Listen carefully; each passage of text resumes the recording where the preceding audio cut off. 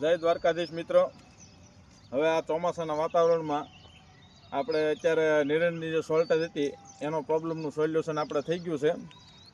અત્યારે નિરણ આપણે 2 દિવસ પહેલાં લાવ્યા હતા 35 મણ ઈવડી નિરણ બધી આપણે 2 દિવસથી હાલે છે અને ગાયોને બધે અત્યારે ચારો મળી રહી છે. અને મિત્રો આપણે એક ઘેરો હોય તો અત્યારે રાખી લીધો છે એટલે 10 દિવસ હવે ઉપાધિ છે નહીં કાંઈ નિરણની. આપણે 10 થી 15 દિવસ સુધી હાલ છે એવો ઘેરો મોટો રાખી લીધો છે. અને આપણે અત્યારે સિલક પડી છે આપણી પાસે. આજે હિસાબનો જે PDF આવી જાય છે આપણે.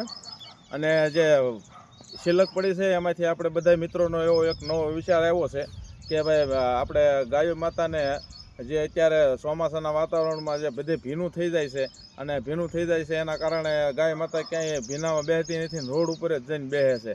તો એના કારણે અકસ્માત થવાની સંભાવના વધી જાય છે. તો બધા મિત્રોનું એવું કહેવું છે કે આપણે ઓલા રેડિયમના પટ્ટા આવે છે એ ગાયોના ગળામાં નાખી દઈએ તો રાતના સમયે કોઈ પણ ડ્રાઈવર ભાઈને દેખાય કે સામે જનાવર કોઈ છે એટલે એ રેડિયમના પટ્ટા આપણે તો ગાય માતાને નંદી મહારાજને આપણે પહેરાવી દઈશું તો ગાય માતાની અને નંદી મહારાજની બંનેની આપણે સેફટી વધી જાય છે અને આપણી ખુદની પણ સેફટી વધી જાય છે. હવે બીજું તો કાંઈ કહેવું નથી, આગળની વાત અશ્વિનભાઈ કરશે. જય ગૌ માતા, જય દ્વારકાધીશ. હવે થાય છે એવું કે જ્યારે ચોમાસાનો સમય છે, રોજે રોજ મનમાં એક જ પ્રશ્ન થાય કે આવતીકાલે કેમ થાય, નીર મળશે નહીં મળે. અને તોય ભગવાન ઉપર એવો ભરોસો છે કે જેને આપણે કામ ચાલુ કરાવરાયું છે આપણા થકી.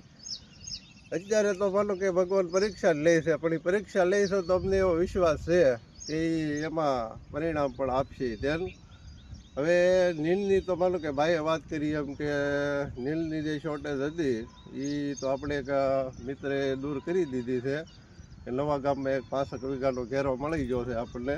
એટલે અંદાજે લગભગ 80 થી 90 મણ જેટલી એમાં નીણ છે. એટલે લગભગ 10 દિવસ જેવું તો હવે કાંઈ ઉપાધિ નથી. અને આગળ તમે હવે માનો કે અત્યાર સુધીમાં કોઈ કાર્ય અટકવા તો નથી દીધું, કામ કે એટલી શોર્ટેજ હોવા છતાં પણ અમને નીણ રોજે રોજ મળી જ ગઈ છે. આરે એવું નથી બન્યું કે જે નીણ વાકે ગાયું ભૂખી રહી હોય. અને એક વાત તો તમને ભરોસો આવી ગયો છે કે અમારા કાર્યમાં ભગવાનનો તો હાથ છે જ છે.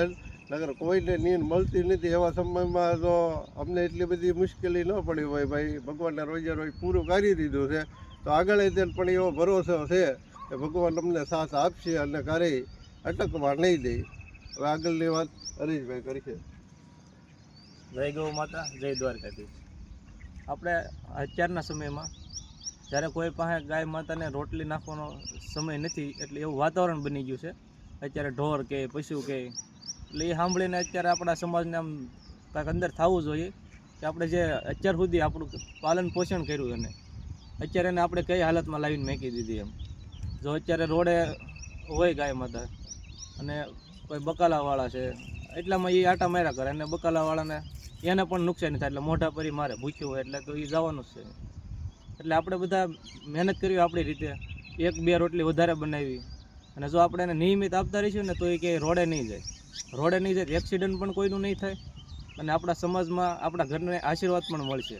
જેથી કરીને આગળ આપણા ભવિષ્યમાં બાળકોને પણ સંસ્કાર આપણા જોહે તો બાળકો પણ શીખશે. નકર તો પછી આજે અત્યારે બરબાદી તરફ બધા જઈ રહ્યા છે. એમ આગળ વધશે એટલા માટે ગૌ માતાની સેવા કરવી અને બીજાને પ્રેરિત પણ કરવી એવી આપ બધા પાસે આશા રાખીએ. જય ગૌ માતા, જય દ્વારકાધીશ.